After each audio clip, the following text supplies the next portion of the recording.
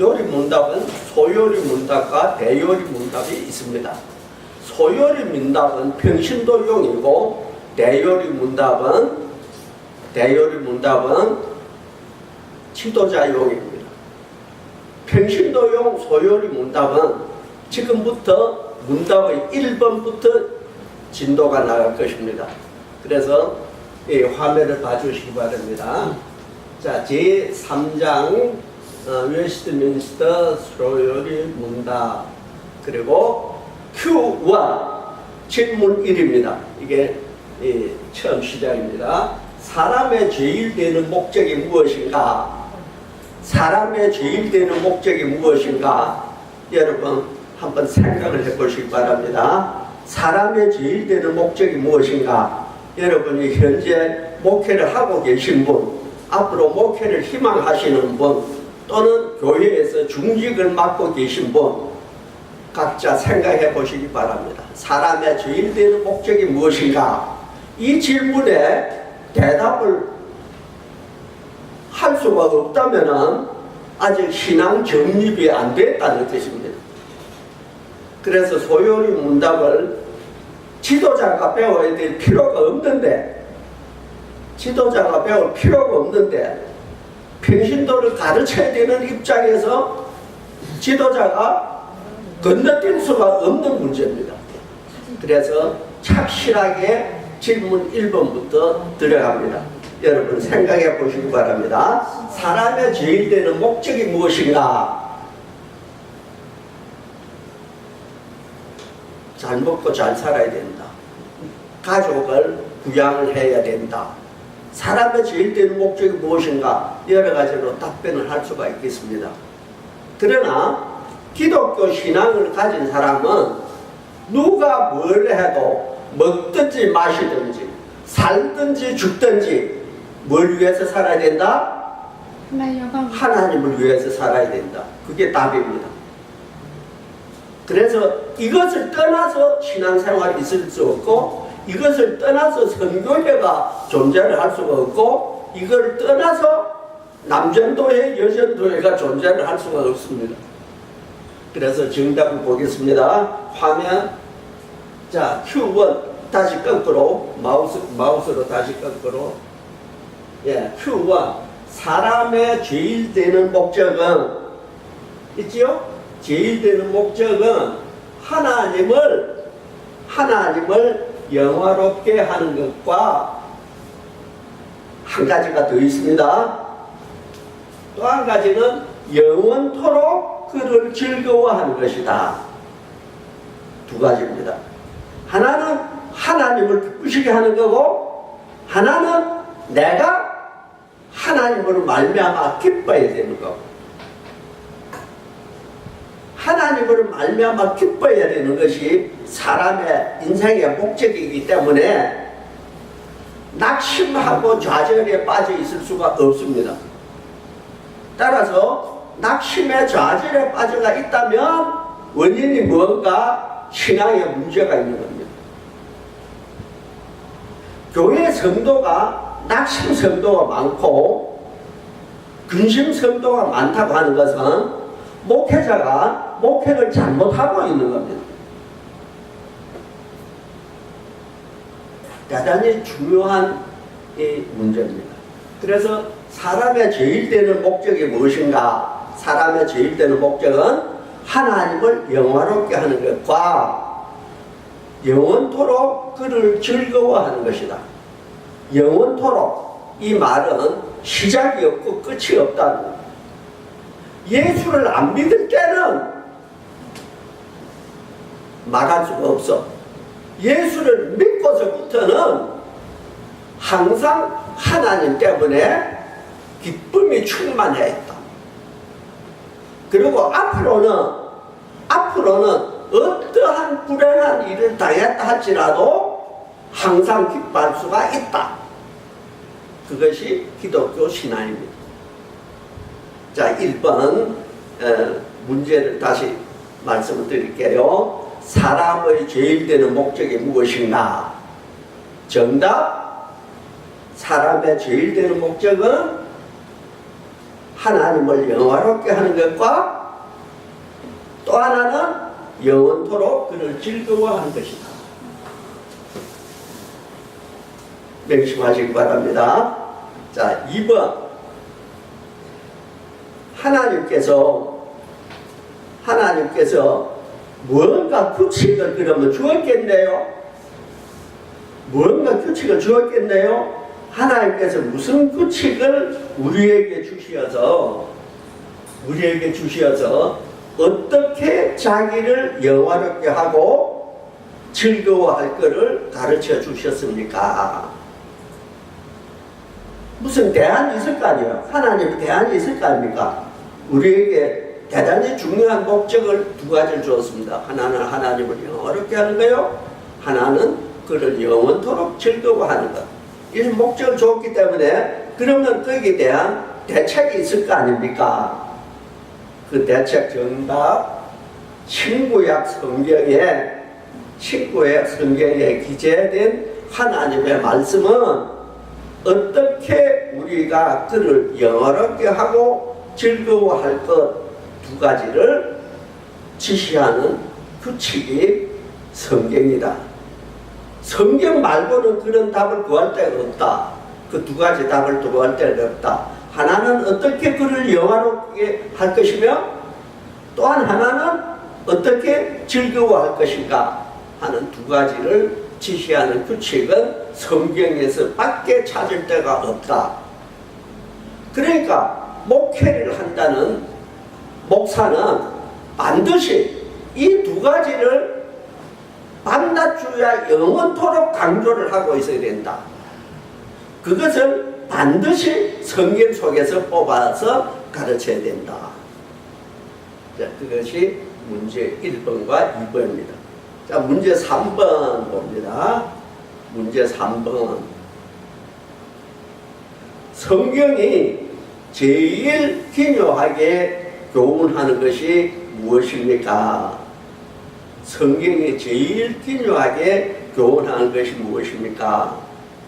성경이 제일 요긴하게 교훈하는 것은 사람이 하나님에 대하여 어떻게 믿을 것과 하나님께서 사람에게 무엇을 요구하는가, 그 본분이 무언가 하는 것을 가르치고 있습니다.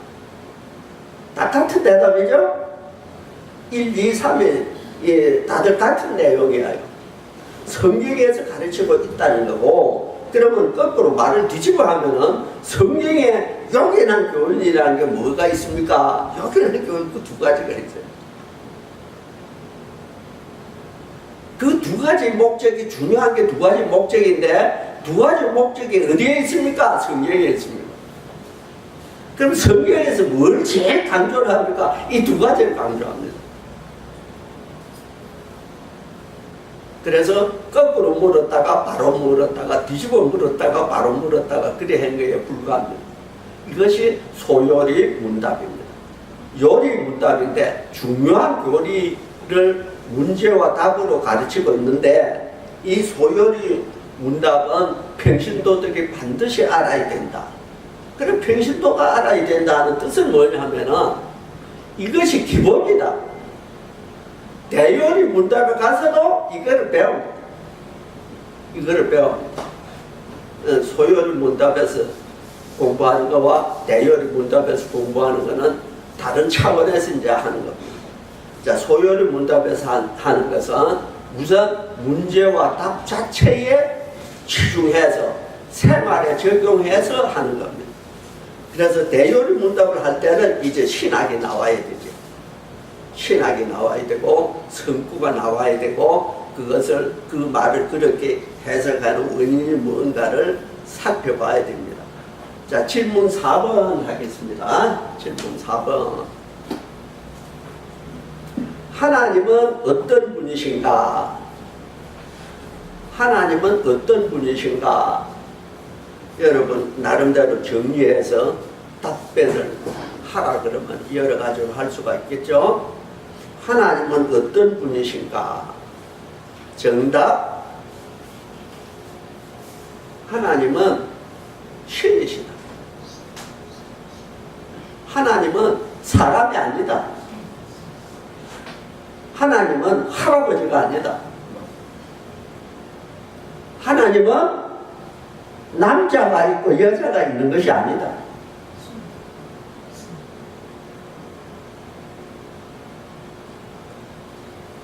남자가 있고 여자가 있는 것이 아니다.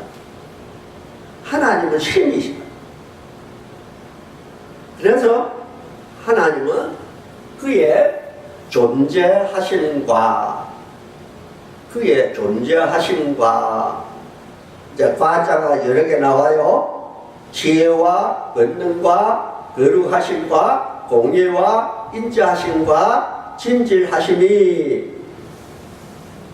여러분 성경 볼 적에 과자가 계속해서 나오면은 얼른 성경 보기를 중단해야 됩니다. 그냥 줄줄 보면은 성경 모르고 넘어가요. 과자가 계속하면은 어떻게 읽어야 되느냐가 과가 어디서 끝나는가를 봐야 돼요. 그래서 끝나는 거를 괄호를 쳐야 돼요.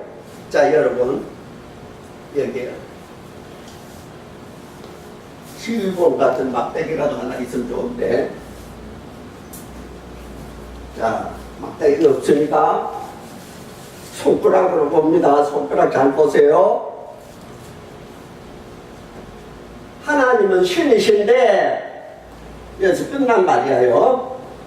그래서 하나님이 신이라는 설명을 해야 돼요. 하나님이 신이라는 설명을 해야 되고, 했는데 그 다음에 그의 존재하심과 과자가 시작했어요. 그러니까 지혜와 또 나와. 안 끝났어. 권능과 아직 안 끝났어. 거룩하심과 안 끝났어. 공의와 아직 안 끝났어. 인자하심과 아직 안 끝났어. 진실하심이 이제 끝났어. 이제 넘어가려는 거예요. 이때 어떻게 해야 되느냐? 스톱을 끊어야 되는 것이 과로.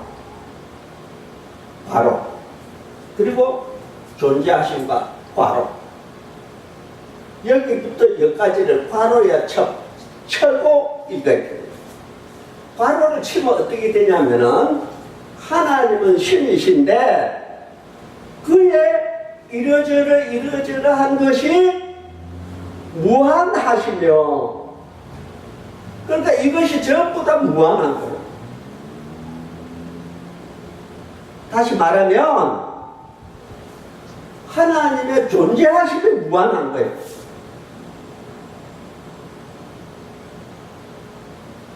당연히 그렇게 읽어야 되는데도 불구하고 그렇게 잘 읽지 않아서 문제가 생기는 거예요. 그래서 성경 보실 적에 엔드가 나올 때는 반드시 괄호를 쳐라. 괄호를 쳐보면 뭐가 생기냐면은 무한한 것이, 하나님이 무한한 것이 존재도 무한하고 지혜도 무한하고 권능도 무한하고 거룩하심도 무한하고 공의도 무한하고 인자하심도 무한하고 진실하심도 무한하고, 또 무한만 하는 것이 아니라 무한하시며, 이것도 과야. 이것도 엔드야. 이것도 엔드. 무한하시며 무궁하시며 불변하시다. 그럼 여기도 또 과로야. 여기서 과로.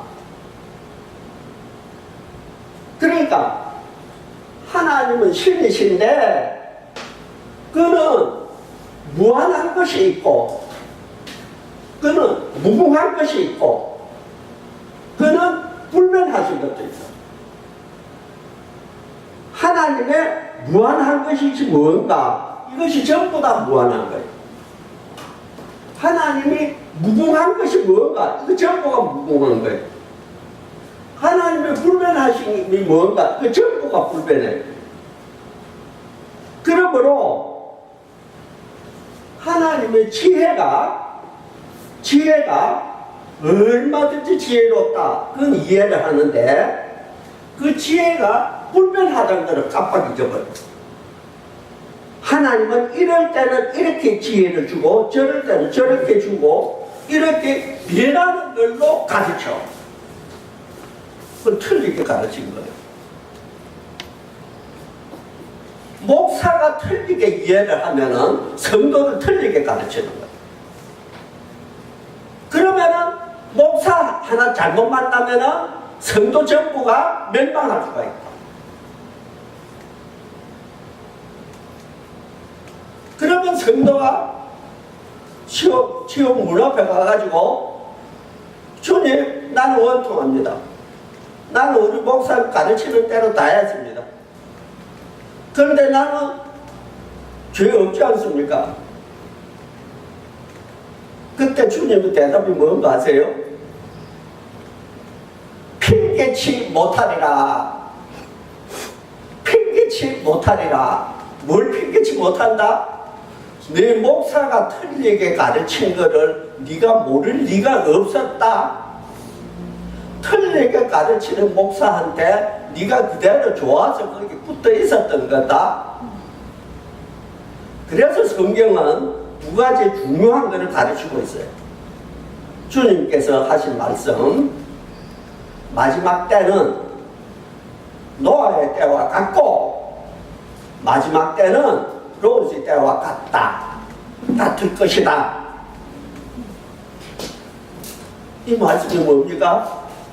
노아 때는 방주 속으로 들어간 사람이 구원을 받고, 롯의 때는 소돔성에서 나온 사람이 구원을 받아. 그러면 마지막에 그렇다는 뜻은 뭐냐? 어떤 교회는 들어가야 구원받는 교회가 있고, 어떤 교회는 떠나야 구원을 받는 교회가 있어. 거기 머물러 있으면 안 돼. 그런데도 불구하고 찬송합시다 그러고 있는 거예요. 영구별은 누가 하는 거냐? 성도가 하는 거예요. 거짓 선생이 벌써 신약 성경을 기록할 그 당시에, 그러니까 아직 신약 성경 없는 겁니다. 신약 성경을 기록하고 있는 당시에, 신약 성경 원본을 쓰고 있는 당시에 이미 거짓 선생은 와 있었어요. 거짓 선생이 범람을 하고 있었어요. 와 있은 정도가 아닙니다. 범람을 하고 있었어요. 그 대표적인 것이 두 가지인데, 하나는 영지주의요, 하나는 유다주의요. 범람을 하고 있었어요. 그러니까 바울 사도가 내가 이방인의 사도라고 책임을 자임하고 자부하면서 죽자 사자 열심히 가르쳐도, 본부교회 예루살렘 교회에서 왔다는 사람이 뒤 와서 슬슬 한 번만 쳤으면 교회가 무너지는 거예요. 뭐라고 흔들었냐? 웃기고 자빠졌네. 꼭 바울 같은 소리 하고 있네. 꼭 믿음 같은 소리 하고 있네. 마치 구원 같은 소리 하고 있네. 여시나 먹어. 우리가 구원 받는 것이 어떻게 받을 거 알아? 우리는 아브라함의 후손이야. 우리는 야곱의 후손이야. 우리는 할례를 받았어. 우리는 계명을 받았고 안식을 지켰어. 우리는 금식을 했어. 우리는 11조를 했어. 오직 믿음으로 구원? 오직 같은 소리 하고 있네.